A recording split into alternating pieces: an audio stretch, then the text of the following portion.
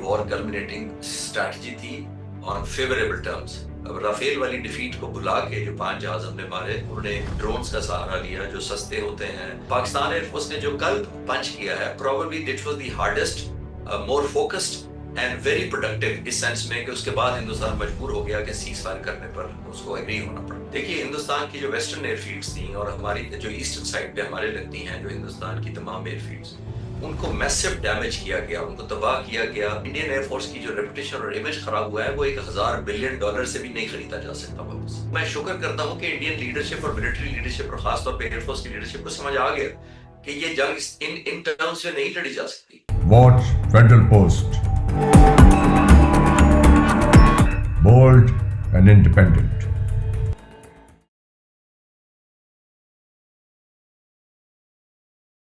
السلام علیکم, میرا نام ہے حسن ظفر, یہ پروگرام ہے ٹاکنگ پالیٹکس. ہمارے ساتھ ہیں P F Pakistan air force کے سابق ایئر کوموڈور خالد چشتی صاحب.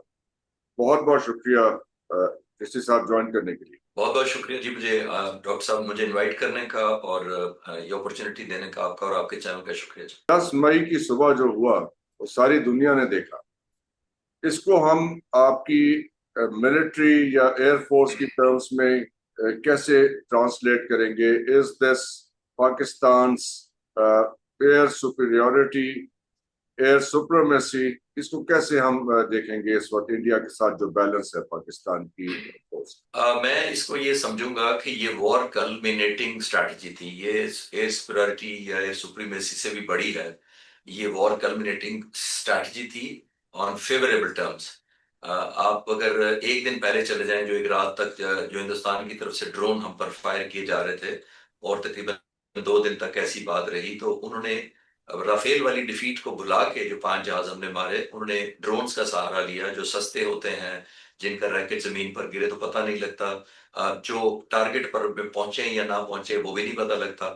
اور سب سے بڑی بات ہے دنیا کے سامنے رافیل یا کسی اور کمپنی کے سامنے شرمندہ بھی نہیں ہونا پڑتا. تو ڈرون جب انہوں نے مارے تو ہم رسپونڈ کر رہے تھے ایفیکٹولی, ہم نے 71 کے گرائے بھی. تو انہوں نے شاید مس ریڈ یہ کیا کہ پاکستان کی خاص طور پر مسلح افواج اور عوام میں ریزیلینس نہیں ہے یا کیپیبلٹی نہیں ہے, اور سب سے بڑی بات ہے حوصلہ نہیں ہے کہ وہ مقابلہ کر سکیں اور ہٹ بیک کر سکیں.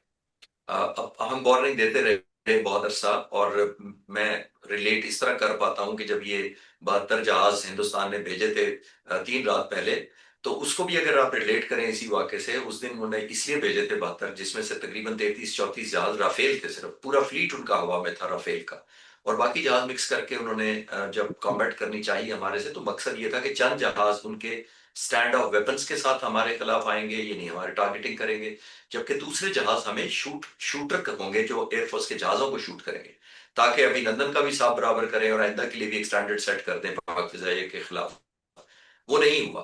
اور میں یہ کئی دنوں سے کہہ رہا تھا کیونکہ میں ایئر فورس کے بارے میں ڈاکومنٹریز بناتا ہوں اپنے شوق میں, اور ابھی میں نے کوئی 2-3 ہفتے پہلے ایک ڈاکومنٹری انہی جیٹ اینڈ سی پائلٹس کی ان کے انٹرویو پر بیس کر کے مجھے پاک فضائیہ کی طرف سے اسپیشل پرمیشن ان کے ایئر چیف کی طرف سے ملی تھی. میں نے پورا دن ان پائلٹس کے ساتھ گزارا تھا, میں نے ان کے ویڈیو انٹرویو کیے تھے, میں نے اپنے چینل پر ویڈیو ڈالی تھی, اور اس میں میں نے ان کا ریزالو دیکھا تھا. اور یقین کریں جس طریقے سے یہ لڑے ہیں ایز اے فائٹر پائلٹ, میں کہہ سکتا ہوں میں جتنی وہ باتیں کر رہے تھے میں سمجھ رہا تھا کہ جوش جذبات میں نوجوانی کی وجہ سے ایسی باتیں کر رہے ہیں, بٹ ہوا میں مجھ سے کہیں زیادہ ٹف, کہیں زیادہ اگریسو اور کہیں زیادہ لیتھل ثابت ہوئے اس سے. تو یہ سارا کرنے کے باوجود ہندوستان نے سمجھا کہ شاید ہم ڈرون بھی مار رہے ہیں, جہاز بھی مار کھانے کے بعد ریئلائزیشن نہیں ہوا. تو آخری بلو پر میں آتا ہوں جو آپ کل کی بات کر رہے ہیں, وہ ہماری اوبلیگیشن ہو گئی تھی کیونکہ انہوں نے یہ مس کیلکولیٹ کیا. پاکستان ایئر فورس نے جو کل پنچ کیا ہے probably that was the hardest, more focused and very productive, اس سینس میں کہ اس کے بعد ہندوستان مجبور ہو گیا کہ سیز فائر کرنے پر اس کو ایگری ہونا پڑا. جی but this ceasefire Chishti صاحب از این آرمٹس, ایک ٹیمپرری پاز ہے یہ in the conflict. We don't know what will happen in the afternoon of 12 May, کیونکہ اس وقت مذاکرات ہونے ہیں 12 بجے. تو ان کی طرف سے اب اس کی کوئی ریٹیلیشن ایکسپیکٹڈ ہے جو پاکستان نے کیا, کیونکہ ان کی reputation is seriously damaged. Indian air force is totally destroyed as far as the reputation is concerned. تو اس کو ریسٹور کرنے کے لیے आई एम श्योर हमारे स्ट्रेटेजिस्ट और जो वहाँ पे पीएफ के कंट्रोल रूम में बैठे हुए होंगे, कमांड सेंटर में लोग, they must be expecting something. What can that be? देखिए, एथिकल जंग तो पहले भी हिंदुस्तान नहीं लड़ रहा था। सिविलियन पॉपुलेशन पर किया गया, मस्जिद पर हमला किया गया, भावलपुर में कहा गया ये मदरसा है, वो किया गया। लेकिन एक चीज हमें जहन में रखनी चाहिए कि जो आपने एयरफोर्स की बात की है, वो अपनी रेपुटेशन बहुत बुरी तरह इस तरह लूज हुई है कि देखें, एक राफेल कंपनी को उन्होंने मायूस किया, इजराइल ड्रोन बनाने वाली कंपनी को उन्होंने मायूस किया, S-400 को नहीं बचा सके, जो बहुत बड़ा दुनिया में एक रिस्पेक्टेबल नाम था सरफेस टू एयर वेपन्स के अंदर। तो हिंदुस्तान की जो रेपुटेशन है, आमतौर पे जो मैं टीवी चैनल्स के साथ बैठ रहा हूँ और हम उसको एनालिसिस करते हैं, वो मुझे मोस्टली एनालिस्ट या एंकर पर्सन कहते हैं कि जी $280 मिलियन का तो राफेल था, तो 4 मारने का या 3 मारने का मतलब है हमने $1 बिलियन का एक रात में नुकसान किया। तो मैं उनसे कहता हूँ $1 बिलियन का नहीं किया। इंडियन एयरफोर्स की जो रेपुटेशन और इमेज खराब हुआ है, वो $1000 बिलियन से भी नहीं खरीदा जा सकता वापस। असल मैटर करता है आपकी स्टेक, आपका इमेज दुनिया में। पाकिस्तान ने कितने मिसाइल मारे, जहाज अपना अल्हम्दुलिल्लाह कोई लूज नहीं किया, कितने मिसाइल मारे, बिल्कुल ना कुछ खर्चा करने के बाद, इनसिग्निफिकेंट एक्सपेंडिचर के बाद जो पाक फिजाइया ने अपना इमेज उठाया है दुनिया की नजर में। दुनिया में मैं अपनी तरह इसलिए नहीं कह रहा कि मेरा एयरफोर्स से 35 साल ताल्लुक रहा, मैं फाइटर पायलट रहा। अब कमेंटेटर कह रहे हैं, अब फॉरेन एनालिस्ट कह रहे हैं कि ये तो biggest ever air battle the modern history है। और जिस तरह पाक फिजाइया के पायलट्स ने डिफेंसिव मिशन को, जो डिफेंड करना था उस रात को 6 और 7 दिन में रात को, ऑफेंसिव मिशन में क्रिएट कन्वर्ट करके 5 जहाज मार दिए, और उनके 72 जहाजों में से 67 लैंड कर पाए और बाकी 5 का मलबा लैंड किया जमीन पर। जी। तो ये अब टेक्स्ट बुक में वाकई पढ़ाई जाएगी, ये हम भी पढ़ेंगे कि हमने ये कैसे मारा और कैसे इंप्रूव करें। हिंदुस्तान को भी एयरफोर्स को भी पढ़ानी चाहिए कि ऐसे नहीं लड़ना होता दुश्मन के साथ। और But, अपने but से it's not 3 गुना आपसे just छोटा मुल्क है it's, जिसकी survival. Ji, it's not just 5 planes that came down that night. हमारे पास इतलात है कि there are 2 more that came down yesterday. और ये जो इन्होंने इस वक्त ट्रूस कॉल किया है, उसमें शर्त रखी गई डिप्लोमेटिकली कि वो जो फीमेल पायलट कैप्चर्ड है उनको आप पब्लिक में नहीं लेके आएंगे, because that would look like a de facto surrender on the part of the Indians, कि उन्होंने ये रिक्वेस्ट की है कि ये ट्रूस कॉल किया जाए और निगोशिएशन की जाए। we know that, or it's out in the media. We are not leaking any secret here. There are 2 more, 2 + 7, and the world knows. So ये ज्यादा तकलीफ दे ये चीज थी कि second time when it happened, पहली दफा उन्होंने समझा कि ये एक्सीडेंटली हो गया, because we were not prepared. Now they knew कि there were J-10s. Now they knew that we had PL-15 with the capability that was demonstrated on that night, and again it happened. So इसने वो जो पहला encounter हुआ था, कल के वाकयात ने पहले एनकाउंटर को इतना रीइंफोर्स कर दिया कि they were forced to go for a ceasefire. जो आप 2 जहाजों के मार गिराने का कह रहे हैं जो बाद में हुए हैं, मैं अभी तक पाक फिजाइया से इस पे कंफर्मेशन नहीं ले सका, तो इस पे मैं कमेंट नहीं करूंगा अभी, क्योंकि मेरे नॉलेज में भी नहीं है। जब तक सब्सटेंशिएटेड ना हो मैं उस पर अपनी राय देने से कासिर। जहां तक कल के ऑपरेशंस का आपने जो कहा है, वो ही डिसाइसिव एक एलिमेंट है जो पाक फिजाइया ने ऑल आउट किया। देखिए, हिंदुस्तान की जो वेस्टर्न एयरफील्ड्स थी और हमारी जो ईस्टर्न साइड पे हमारे लगती हैं, जो हिंदुस्तान की तमाम एयरफील्ड्स, उनको मैसिव डैमेज किया गया, उनको तबाह किया गया। हालांकि ये एयरफील्ड्स आमतौर पे जंग में न्यूट्रलाइज की जाती है। उनका मकसद ये होता है कि वहां के दुश्मन के जहाज वहां से टेक ऑफ करके ना हमारे अगेंस्ट ऑफेंस कर सकें, और जो हम स्ट्राइक करने जाएंगे या हमारी लैंड फोर्सेस जाएंगी जमीन की तरफ बढ़ेगी, उनको जाके डिफेंड ना कर सके या रेजिस्टेंस ना दे सके। तो एयरफील्ड्स का इस पीस टाइम में कोई मकसद उस सेंस में नहीं है सिग्निफिकेंस, लेकिन हमने पीस टाइम में ये मैसेज दिया कि आपका कोई हवाई अड्डा नहीं बचेगा तो जहाज कहां से उड़ाओगे, फिर आपका कोई मिसाइल नहीं चलेगा S-400, जब नहीं आपको डिफेंड करेगा तो जंग कैसे लड़ोगे। तो ये बड़ा एक आइडियल कॉम्बिनेशन और वेल थॉट आउट मैसेज था, जो मैं शुक्र करता हूं कि इंडियन लीडरशिप और मिलिट्री लीडरशिप और खासतौर पर एयरफोर्स की लीडरशिप को समझ आ गया कि ये जंग इन टर्म्स में नहीं लड़ी जा सकती। हमने कोई सिविलियन पॉपुलेशन स्ट्रक नहीं किया, हमने कोई इंटरनेशनल नॉर्म्स को कोई वायलेट नहीं किया। तो मैं ये अर्ज करता चलूं कि ये یہ جو پنچ کل لگا ہے بیسیکلی اسی نے کنورٹ کیا ہے کمپیل کیا ہے ہندوستان کو to come for an agreement. اور یہ آپ نوٹ کریں، اب سارا انٹرنیشنل میڈیا رپورٹ کرنا شروع ہو گیا ہے کہ ہندوستان کی حکومت نے پہلے امریکن گورنمنٹ سے رابطہ کیا خود کہ ہماری جان چھڑائیں اس پاکستان سے، کیونکہ وہ اب ظاہر ہے ہمارے جو ڈیمیج ہو مار رہا تھا پڑ رہی جس ہے. طریقے سے ہم ہٹ بیک کر رہے تھے ان کو مینج نہیں کر پا رہے تھے. کوموڈور صاحب کتنا وقت لگتا ہے اگر جب یہ ایئر اسٹرپ ڈیمیج ہو جائے یا آپ کا ایئر فیلڈ ڈیمیج ہو جائے اسے ریسٹور کر کے واپس آپریشنل کرنے کے لیے کتنا وقت درکار ہوتا ہے؟ یہ عام طور پہ دنیا میں یہ نون ہے کہ جب بھی ایئر فیلڈ اسٹرائک ہوتی ہے تو ہر ملک نے، ہماری ایئر فورس نے بھی، ان کی ایئر فورس نے بھی ڈیمیج رن وے ریپیئر جو ہے ایک یونٹ رکھا ہوتا ہے جس کے اوپر یہ مٹیریل ہوتا ہے، جیسے بجری اور یہ سیمنٹ اور اس طرح کی چیزیں، سارا مٹیریل ہوتا ہے جسے فوری طور پر وہ ریکوری میں لگ جاتے ہیں. اس کو چند گھنٹے بھی لگ سکتے ہیں اور ایک دن کے اندر عام طور پہ ریکور ہو جاتی ہے، بیکاز وار کے اندر آپ کو ضروری ہوتا ہے کہ ایئرپورٹ آپریشنل رہے. تو میکسیمم 8 گھنٹے 12 گھنٹے ڈیپینڈ کرتا ہے کتنی کیپیسٹی ہے آپ کی اور ڈیمیج کتنا سویئر ہوا ہے. بہت سویئر ہے تو زیادہ ٹائم لگ سکتا ہے، ایک بات. اور دوسری بات یہ ہے کہ اس کو ہمیں ری وزٹ کرتے رہنا پڑتا ہے ایز این ایئر فورس. ہم یہ نہیں کرتے کہ جنگ میں پہلے دن اگر آپ نے ہوائی اڈے ان کو اڑا دیے تو اب آپ 10-15 دن جنگ لڑ سکتے ہیں. آپ کو پتہ لگ جاتا ہے کہ آپریشنل ہو گیا وہ بیس دوبارہ سے، اور آپ کو ڈیزائنز میں اگر وہ ہنڈر کرے گا یا آپ کو اپنے اوفینس میں ڈسٹرب کرے گا یا ریزسٹنس دے گا تو آپ پھر جا کے اس کو نیوٹرلائز کرتے ہیں اس کے رن وے کو. تو this should have been done, مطلب یہ ریگولر ہوتے رہنا چاہیے جنگ کے دوران، یا ہونا پڑتا ہے.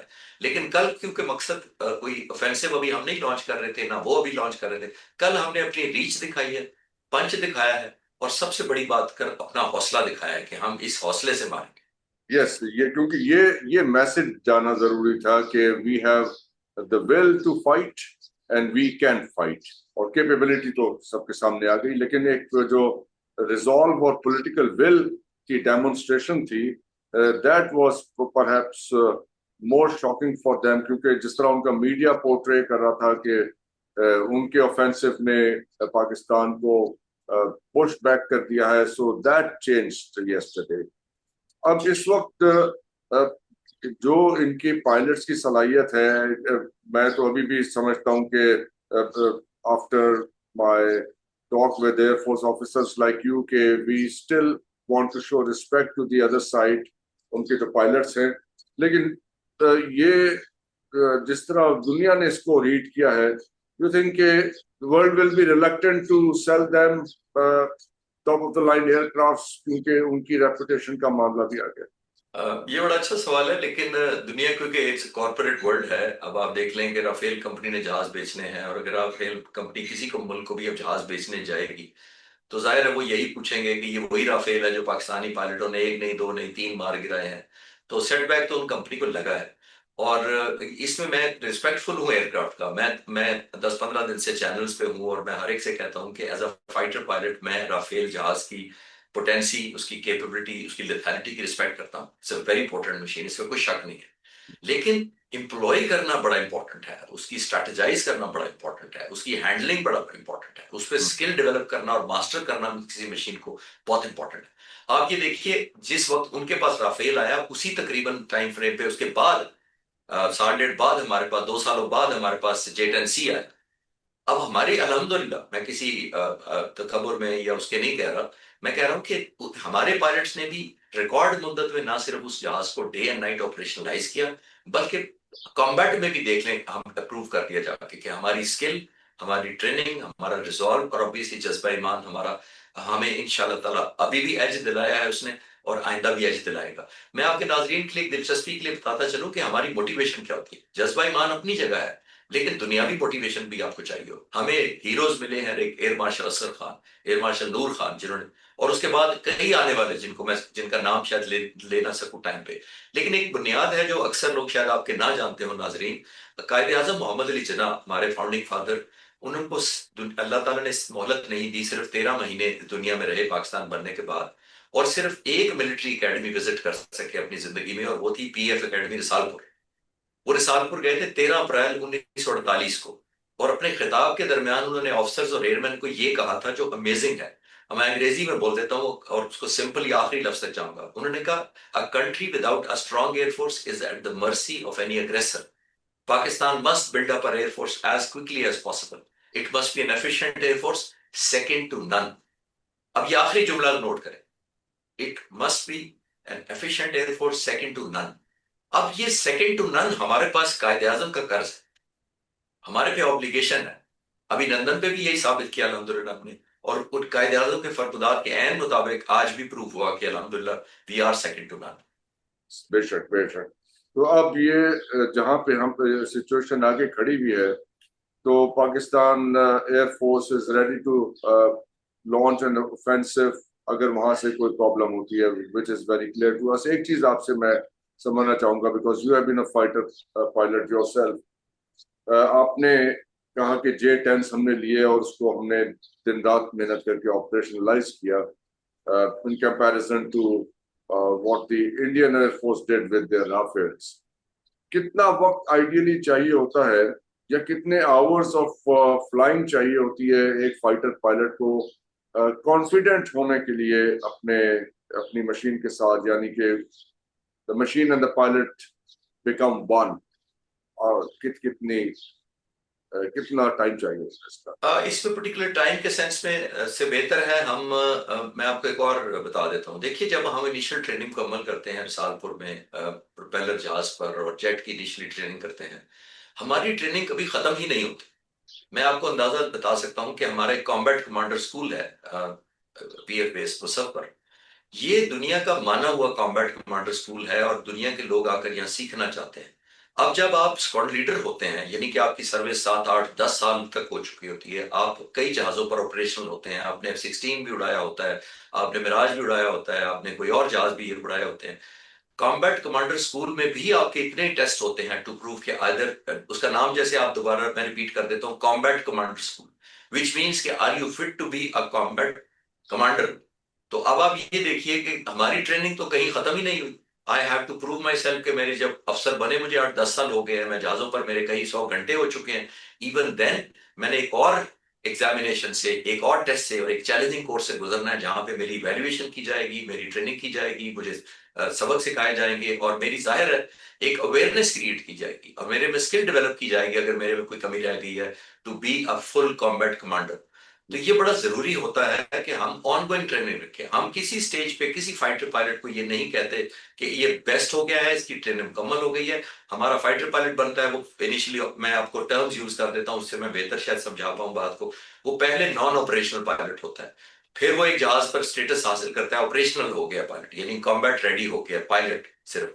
پھر وہ پیئر لیڈر ہوتا ہے, پیئر کا مطلب وہ ایک پیئر کو لیڈ کر سکتا ہے. پھر وہ سیکشن لیڈر ہوتا ہے, یعنی پھر وہ سیکشن یا گروپ آف جہازوں کو لیڈ کر سکتا ہے. پھر وہ کامبیٹ کمانڈر یا اس طرح کے کورسز بھی کر کے اپنی اور ویلیو ایڈ کرتا ہے, ٹریننگ کرتا ہے.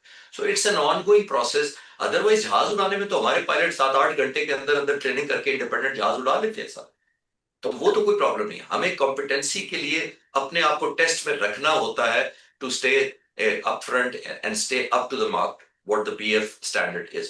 رائٹ. Last question. اس وقت F-35 اسٹیلتھ فائٹر کی بات ہو رہی ہے, سوری J-35 چائنیز, اور F-35 انڈیا لینا چاہتا ہے, امریکن پلینس جو ہے. تو یہ J-35 کی انڈکشن ہم آج ہی میں دیکھ رہا تھا, ایک میڈیا رپورٹ تھی, اس میں کہتے ہیں maybe in coming few months Pakistan میں انڈکشن ہوگی پاکستان ایئر فورس میں.